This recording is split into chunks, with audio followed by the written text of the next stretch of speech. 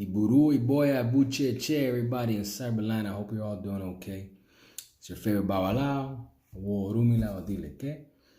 I definitely wanted to come at you today because it was a topic, and specifically a person that asked me a couple of questions, and I want to make sure that I answer it. So for Miguel Vega, this one's for you.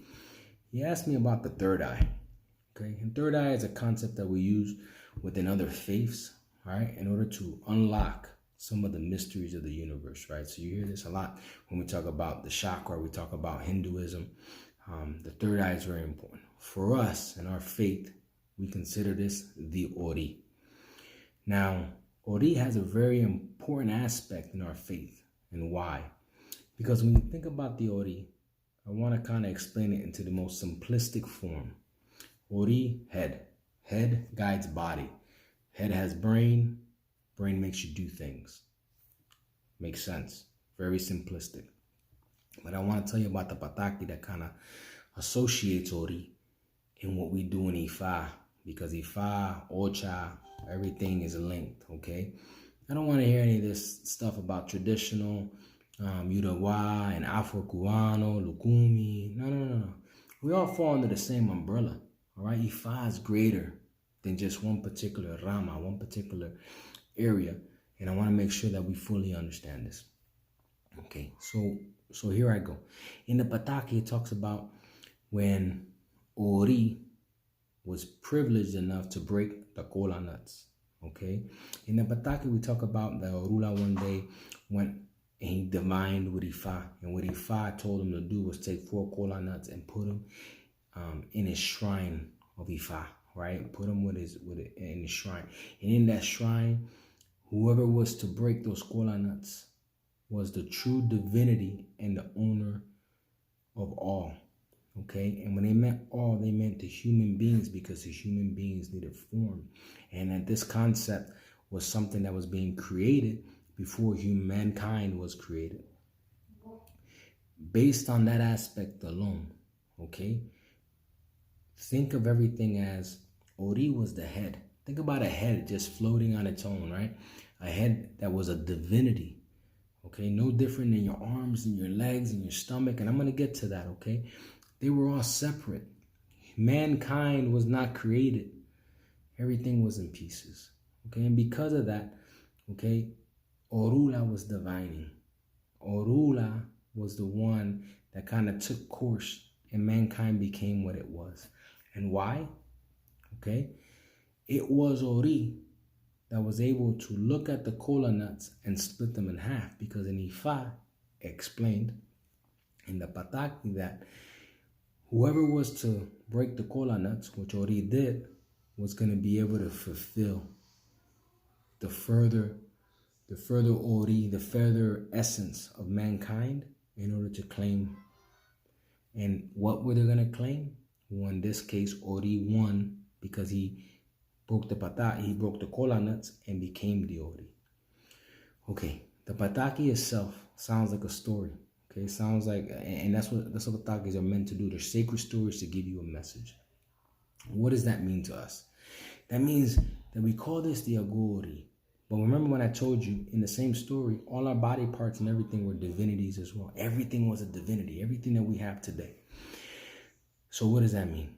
That means because the head was now able to perform the act that Ifa gave it to do, and was now becoming the centerpiece of the body, this is what we have today.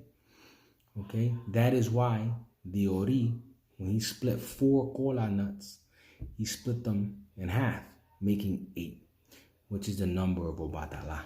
And reason why we say Obatala is the owner of all heads, because Obatala and Ori, they sync. So, food for thought there. Okay? So that's what Ori is. But Ori goes even bigger than that.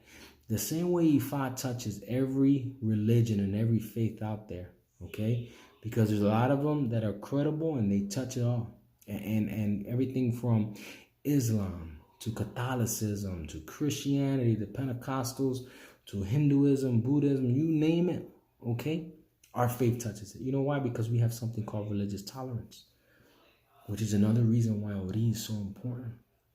There's even a ceremony of Ori that's received, the Orisha of Ori, because I told you Ori is a divinity. But for us, it's there, but unlocking the mysteries, unlocking the eye that kind of opens up a lot of the aspects of what we are doing. Okay? That is where Ori comes from. Okay? For those who are in the faith, okay, and those who have been around for a little while, you notice that when we do cleansing, when we do sadayes, right, we touch the person's head and we say, Agori. What else would he touch? Go back to the Pataki. Every body part is a divinity. What do we touch? Agori, Agori, Paku, Ago, Fun, Lapatun, Lapasiolo, Yun, Tamburuku, Tamburukula. And we go into it, right, and we name all the divinities. Something that a lot of people don't necessarily piece it together. Yori guides you. Yori tells us that everything is connected. Yori is more than just something that we think about on the basis of earth. Yori is a divinity. Yori is universal, is divine to a certain extent, where I would tell you that if you look deep enough into the aspects of Ifa, if you look deep enough into the aspects of how our faiths are connected, you learn to look at the chakra. You learn to look at that there are, no kidding, different dimensions beyond us. Our universe is only one of many. Olodumare knew what he was doing, and he was creating duplicate universes, different paths, letting humans do what humans do, letting us die, let us rebirth. Maybe we don't. Maybe we go to Iliifi. Maybe there's tons of things. But what Ori tells us, what Olodumare always tells us, is we are going to die. That is guaranteed. What do we do in our deaths? That is not necessarily guaranteed, because that's going to be based on what we do on earth. Are we done with the business that we were sent here to do? Are we done? Are we not? Are we meant to assist when we leave? Okay? Are we meant to sit in Olorum, in bliss, because we finished everything we were supposed to do? Everything is based on the plan of the big man upstairs. Olodumare, we give praise always, no matter what. Which brings me to my second point. Ori. Use your Ori, everybody. Okay, use your Ori. Right now, we're in uncertain times, right? Everyone's concerned about this COVID-19. Everybody's concerned about money. Everybody's concerned about so many different things. Technology is taking over the world. There's a lot of false advertisement. You can go on Google right now and you can type in anything you want. And you know what you're going to find? You're going to find information. But you know what you cannot validate is that information. No matter what, everyone has an opinion, everyone has a perspective. Here's what I tell you. Ask questions.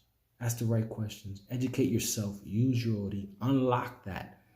Okay? You don't know how to unlock it, and you're a man of faith, and you find yourself challenged, because I have plenty of Ayolorishas and Babalorishas, Babalaos, that they get into a certain point where there's a roadblock, and they no longer can unlock some of that knowledge, some of that eye opening, right? The third eye opening up to better understand how the universe is all controlled, how the aspects of, when you talk about the planets and you talk about nature and the elements, and you talk about the Orishas and the Ochas, and you try to put them all together, they're all there. They're all there, and it's all interconnected. It's kind of understanding the weaving of a spider web, right? You got the center and everything is weaved out.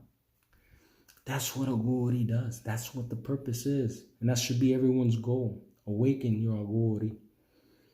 Okay? This is just a topic that I wanted to bring up because I had one of my followers brought it up. He had a question. He wanted me to, hey, make a video on it, please. Agori is very important. Very, very, very important. And with that said, just wanted to make sure you guys understood that, and I shared that with you. As always, I'm always looking forward for comments. Go ahead and shoot one out. I'm super excited when I get new followers, because I love it. You know why? Because they challenge me. They ask questions. And what does that do? That's going to better me so I can better you. Because there may be something that I'm thinking about or I know about, and I have no thought of making a video. I got no thought of sharing it. So ask away. Ask away. Okay? And with that said, Iburu, Iboya Bucheche Cyberland. You can always hit me up on Gmail, La Regla de Ifa, with dots in between, la.regla.de.ifa@gmail.com. Always looking forward to listening to you all. Buru, your boy Abu Cheche.